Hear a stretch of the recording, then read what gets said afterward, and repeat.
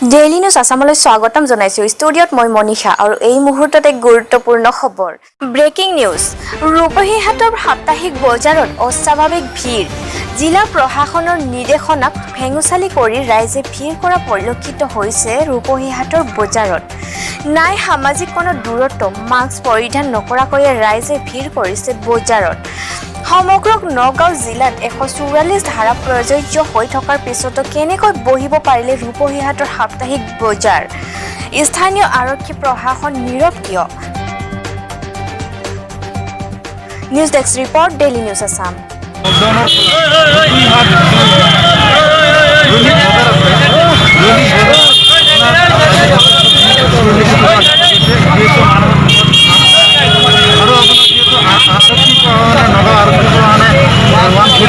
দ্বাৰা জাৰি কৰিছে যে